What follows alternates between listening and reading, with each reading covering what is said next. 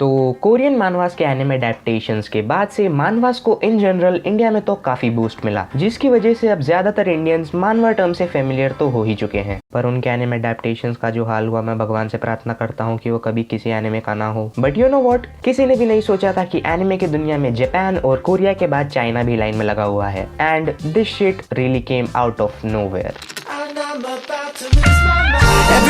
मैंने ऑनेस्टली ये बिल्कुल भी एक्सपेक्ट नहीं किया था कि इस साल और टैक्सी के अलावा कोई दूसरा एनिमे मेरी एक्सपेक्टेशंस को सरपास कर पाएगा। लेकिन जब काफी लोगों से मैंने सुना कि लिंक क्लिक नाम का एक नया चाइनीज एनिमे देख bro, it's so underrated bro, तो तब मेरे पास कई सारी वजह थी इसे ना देखने की। लाइक पहली कि ये लिटरली एक चाइनीज एनिमे है, और दूसरा कि इसका नाम लिंक क्लिक है। मतलब मुझे ऑनलाइन क्लासेस में बुला रही हो क्या यार?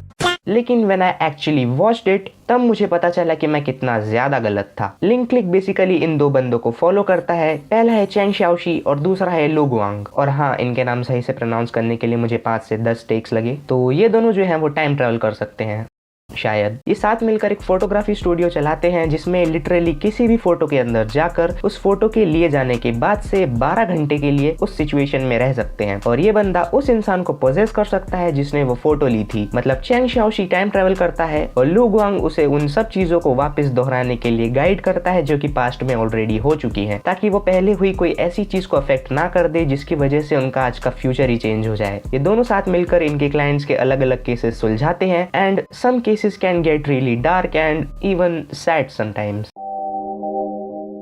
कभी कभी तुम किसी ऐसे शो को डिस्कवर करते हो जिसे तुम्हें हुक करने के लिए ज्यादा कुछ नहीं करना पड़ता, क्योंकि उसका कॉन्सेप्ट इतना यूनिक होता है कि it immediately grabs your attention. और इस सीरीज का अलग अलग स्टोरीज को दिखाने का तरीका और थ्रिलर वाला एस्पेक्ट मुझे सबसे बढ़िया लगा। हालांकि इनके अलावा जो एक चीज तुम्हें पहले ही एपिसोड से अट्रैक्ट कर लेती है वो ये है कि ये शो सिर्फ हमें लंबे चौड़े रूल्स ही समझाता नहीं बैठता, बल्कि उसकी जगह ये पहले ही एपिसोड में तुमको जो भी जानने की जरूरत है वो फटाफट बता देता है। तो पहला रूल ये है कि वो हर फोटो में एक बार ही जा सकते हैं। दूसरा रूल कि किसी भी फोटो के अंदर सिर्फ 12 घंटे के लिए जा सकते हैं। और तीसरा रूल ये है कि चाहे जो हो जाए वो किसी भी तरह पास्ट को नहीं बदल सकते। ये तीनों रूल्स यूं सुनने में तो काफी सिंपल लगते हैं, पर जब चेंग शाओशी किसी भी इंसान को पोजेस करता है तब वो सिर्फ उन्हें इनहेबिट ही नहीं करता, बल्कि ये वो सब कुछ फील करता है जो वो फील करते हैं। उन सभी सिचुएशन से गुजरता है जिनसे वो गुजरे हैं। जो भी लो गुआंग उसे स्टेप बाय स्टेप करने बोलता है उसे बिल्कुल वैसा ही करना पड़ता है, क्योंकि जो कुछ भी पास्ट में ऑलरेडी हो चुका है वो सब वापिस होना पड़ेगा। और चाहे वो किसी भी सिचुएशन में फंसा पड़ा हो, उसे कोई फर्क नहीं पड़ता। बेसिकली ये दोनों अपना खुद का खतरों के खिलाड़ी खेलते हैं। ये बोलना जरूरी था क्या? ये भी उन सभी एनिमे में से एक है जिनके फर्स्ट एपिसोड ही दिमाग में ऐसे चिपक जाते हैं जैसे सड़क पे चलते हुए पैर में च्युइंगम। आई नो बड़ा घटिया एग्जांपल था, but what I basically want to tell you is कि लिंक क्लिक का फर्स्ट एपिसोड देखने के बाद ही तुम समझ जाओगे कि तुम्हें कुछ अमेजिंग देखने को मिलने वाला है। देखो, जो फर्स्ट एपिसोड है वो लगभग सब कुछ हमको बता देता है जो कि हमें जानने की जरूरत है। एंड मैं मानता हूँ कि शुरू में सीरीज को देखते टाइम चाइनीज लैंग्वेज कानों में तो थोड़ी जरूर चुभेगी, क्योंकि हम उसे यूज्ड टू नहीं होते। पर डोंट वरी, 3 या 4 एपिसोड्स के बाद से उसे सुनने की आदत सी हो जाएगी। एंड गेस व्हाट, लाइक अब अगर तुमसे कोई कहेगा कि ये चाइनीज कार्टून देखता है तो तुम उसे करेक्ट भी नहीं कर सकते, क्योंकि अब हम जापानीज कार्टून छोड़कर चाइनीज कार्टून देखने वाले हैं।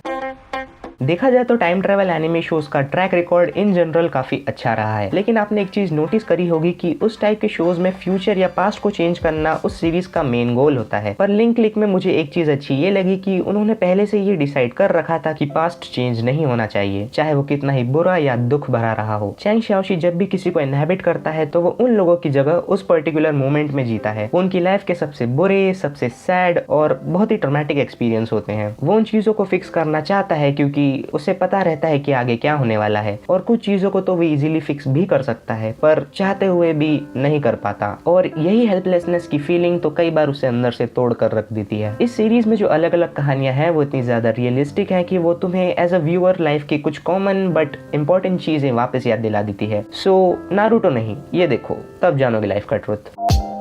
एंड एक और चीज जो इस शो में टॉप नॉच है वो है इसकी प्रोडक्शन वैल्यू। बैकग्राउंड्स देखने में इतने शानदार हैं और आर्ट स्टाइल और एनिमेशन देख के तुम्हें ऐसा लगेगा कि तुम एक चलता फिरता वेबटून पढ़ रहे हो। हालांकि जापानीज एनिमेशन के मुकाबले इसका एनिमेशन उतना ज्यादा खास नहीं था, बट फिर भी ज्यादातर सीजनल एनिमे के कंपैरिजन में इसका आर्ट स्टाइल काफी ज्यादा यूनिक है। ओएसटीज में ना बहुत बार ये लोग लोफाई म्यूजिक चलाते हैं, and me being a very big fan of lofi music, ये मेरे लिए चेरी ऑन द टॉप वाली बात थी। And not to mention both opening and ending are total banger. मतलब हर एपिसोड के एंड में जब वो लोग एक क्लिफ हैंगर बिल्डअप कर रहे होते हैं और इसका एंडिंग सॉन्ग प्ले होना शुरू होता है एंड एकदम से एंड क्रेडिट्स रोल होना स्टार्ट होते हैं एंड एपिसोड के एंड के साथ ही तुम अपनी चेयर पर बैठे रह जाते हो with a surprise Pikachu face. Well opening की तो क्या ही बात, हालांकि मैं यूँ तो ज़्यादातर एनिमे ओपनिंग्स को स्किप कर देता हूँ but you can't skip this thing man. मतलब इन हैंड मूवमेंट्स को देखो यार, everything about this show is so freaking cool. So may be अब तुम लोग शायद सोच रहे होगे कि क्या ये एनिमे ऑफ द ईयर है। वेल नहीं, क्योंकि इतने ज़्यादा इंटरेस्टिंग होने के बावजूद भी इसमें कई ऐसे फ्लॉज थे जो कि मैं एड्रेस करना चाहूँगा। पहली प्रॉब्लम मुझे ये लगी कि इस शो के पहले एपिसोड में जब इन्होंने एक murder mystery plot line set कर रखी थी तो बीच वाले एपिसोड्स में उसके बारे में ज़्यादा कुछ डिस्कशन ही नहीं हुआ एंड उस मर्डर मिस्ट्री पे इस सीरीज ने एकदम एंड में फोकस करना शुरू किया, जो कि मुझे थोड़ा प्रॉब्लमैटिक लगा। दूसरा फ्लॉ ये था कि लो गुआंग और चेंग शाओशी साथ मिलकर तो केसेस सुलझा लेते थे, पर जब उनको अलग अलग रहकर कुछ करना पड़ता था तब वो वहाँ ज्यादा कुछ कमाल नहीं कर पाते थे। इसकी वजह से उन दोनों को थ्रू आउट द सीरीज काफी कम कैरेक्टर डेवलपमेंट मिला। बाय द वे इसका लास्ट एपिसोड भी एक बहुत ही बड़े क्लिफ हैंगर पे एंड हुआ था एंड सीजन 2 भी अनाउंस हो चुका है, so you all better catch up. पर दोस्तों ये फ्लॉज कुछ ऐसे हैं जो कि देखते टाइम आपको फील ही नहीं होंगे और आप इन्हें नोटिस ही नहीं करोगे, क्योंकि at the end of the day it is still a very solid show. But you know what the sad thing is, वो ये कि जब भी मैं इसे किसी को रिकमेंड करने जाता था तो कोई भी हरामखोर इसे देखने को तैयार ही नहीं था। माफ करना थोड़ा भावनाओं में बह रहा हूँ but it is true, mainly because ये चाइना से आता है। लेकिन अब तुम लोग ही डिसाइड करो कि तुम्हें एक शानदार टाइम ट्रेवल थ्रिलर देखना है या फिर वही हाई स्कूल गर्ल वाला चुतियापा। वेल इसमें सिर्फ 11 एपिसोड्स हैं तो तुम इसको इजीली बिंज वॉच कर सकते हो एंड ट्रस्ट मी ये शो तुमको एंड तक हुक करके रखेगा। और जैसा कि शायद कुछ लोग जानते ही होंगे कि ये एक्चुअली एक एनिमे नहीं डोंगवा है, पर वीडियो के टाइटल में मुझे एनिमे ही डालना पड़ा क्योंकि ज्यादातर लोगों को पता ही नहीं है कि डोंगवा किस चिड़िया का नाम है। वेल मानवा, डोंगवा, इन सब टर्म्स को मैं एक्सप्लेन नहीं कर रहा क्योंकि उसके लिए गूगल चैन पहले से ही है, खुद भी थोड़ी रिसर्च वगैरह करो।